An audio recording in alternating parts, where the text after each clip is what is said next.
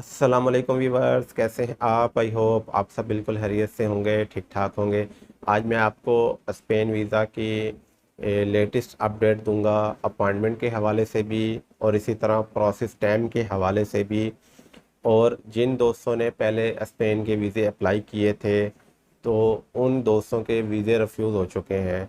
और इसके अलावा स्पेन के अलावा भी किसी और कंट्री से, नदरलैंड हो गया या इसी तरह ऑस्ट्रिया हो गया या इटली हो गया, तो इन दोस्तों को क्या करना चाहिए, कितने टाइम के बाद दोबारा वीज़ा अप्लाई करना चाहिए और क्या इनको चेंजिंग करनी चाहिए अपनी प्रोफाइल के अंदर।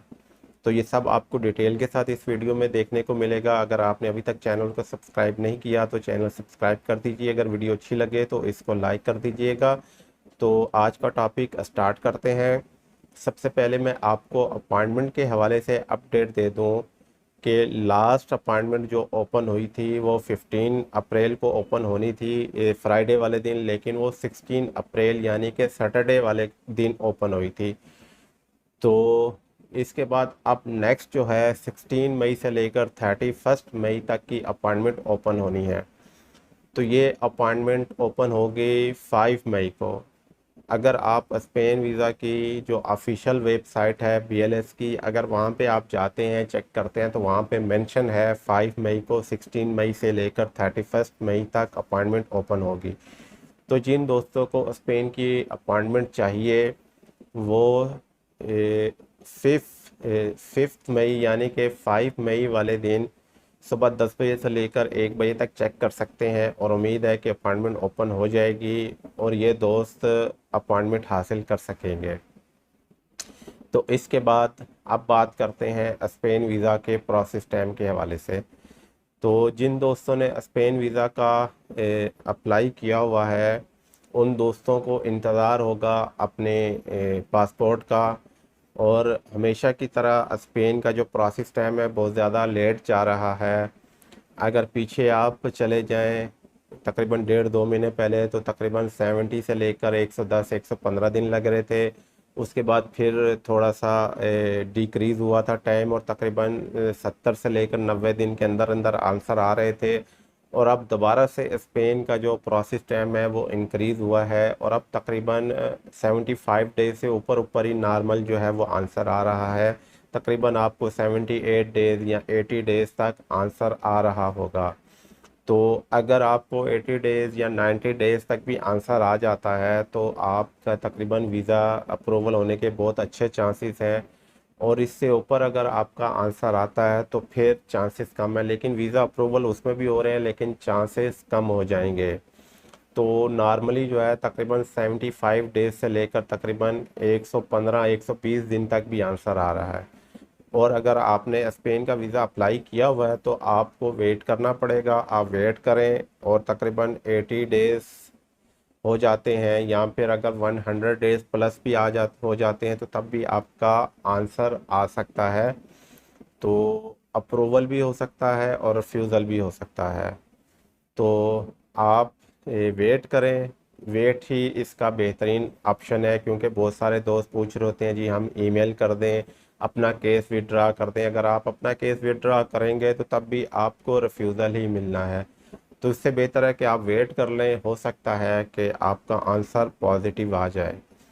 तो इसके बाद अब बात करते हैं, अगर आपका स्पेन वीज़ा इससे पहले रिफ्यूज़ हो चुका है तो बहुत सारे दोस्तों के वीज़े रिफ्यूज़ हुए, वो मुझे मैसेज करते हैं कि जी हमारा वीज़ा रिफ्यूज़ हो चुका है तो अब हमें क्या करना चाहिए। बहुत सारे दोस्त मिस्टेक कर जाते हैं, वीज़ा रिफ्यूज़ हुआ और उसके बाद ही तकरीबन 1 मंथ के अंदर अंदर ही नदरलैंड का वीज़ा अप्लाई कर दिया या इसी तरह ऑस्ट्रिया का वीज़ा अप्लाई कर दिया तो वहाँ से भी रिफ्यूज़ हो जाता है। तो एक बात समझ लें कि अगर आपका वीज़ा रिफ्यूज़ हुआ है तो आपकी प्रोफाइल में कहीं ना कहीं मिस्टेक है, क्योंकि बहुत सारे दोस्तों के वीज़े अप्रूव भी हो रहे होते हैं। जब उनके अप्रूव्ड हो रहे हैं तो उनकी फ़ाइल ठीक है, अगर आपका रिफ्यूज़ हो रहा है तो आपकी फ़ाइल में कहीं ना कहीं मिस्टेक है।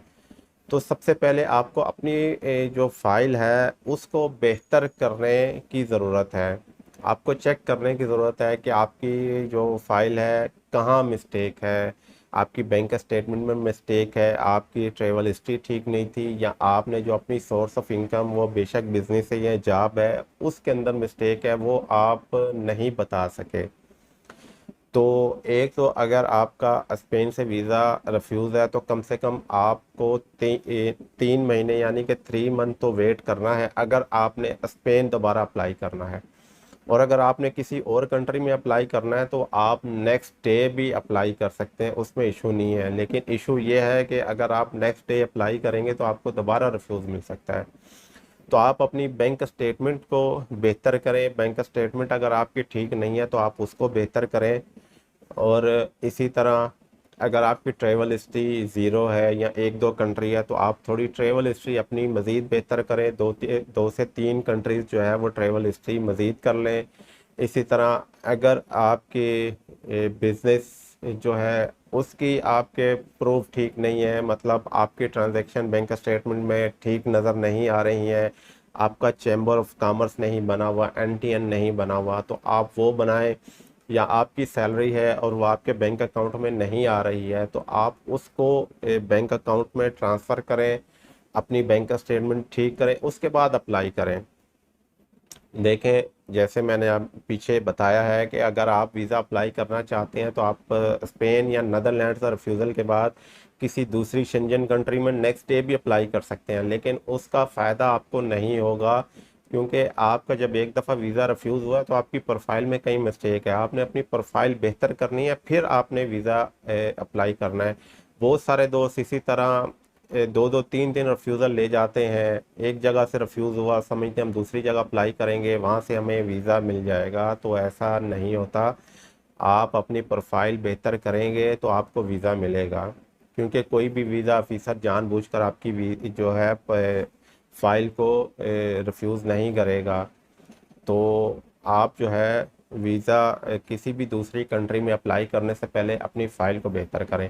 और अगर आप स्पेन से रिफ्यूज़ हैं और स्पेन में ही अप्लाई करना चाहते हैं तो 3 मंथ के बाद अप्लाई कर सकते हैं, लेकिन आप अपनी फ़ाइल बेहतर करें, प्रोफाइल में बैंक स्टेटमेंट बेहतर करें, या फिर आपने ट्रेवल प्लान नहीं दिया था, ट्रेवल प्लान आप अपना बेहतर करें। तो ये चीज़ें आप बेहतर करें और फिर आप वीज़ा अप्लाई करें तो आपको वीज़ा मिलने के चांसेस हैं। अदरवाइज़ आप सेम प्रोफाइल के साथ चले जाएंगे तो आपको आप वीज़ा दोबारा से रिफ्यूज़ हो जाएगा। तो इसके बाद अगर वीज़ा रेशो की बात की जाए तो स्पेन की जो वीज़ा रेशो है वो ठीक जा रही है, बुरी नहीं है, लेकिन उसके लिए आपकी डॉक्यूमेंटेशन जो है वो पूरी होनी चाहिए, आपकी बैंक स्टेटमेंट वो मेंटेन होनी चाहिए, बेहतरीन होनी चाहिए, जो कि सबसे ज़रूरी चीज़ है बैंक स्टेटमेंट, क्योंकि उसी से आपकी जो सोर्स ऑफ इनकम है वो नज़र आती है। तो ये चीज़ें आपकी ठीक होनी चाहिए। अगर आपकी जो है बिजनेस है या जॉब है उसका प्रूफ ऑफ इनकम आपकी बैंक स्टेटमेंट से नज़र आ रहा है, बैंक स्टेटमेंट आपकी मेंटेन है, इसके साथ आप अगर मैरिड हैं, आपकी कम से कम 5 से 6 कंट्रीज़ की ट्रैवल हिस्ट्री है, तो आपको स्पेन का वीज़ा मिल सकता है। तो यही आज की अपडेट थी, उम्मीद है कि आपको वीडियो पसंद आई होगी। अब मुझे इजाज़त दीजिए, अल्लाह हाफिज़।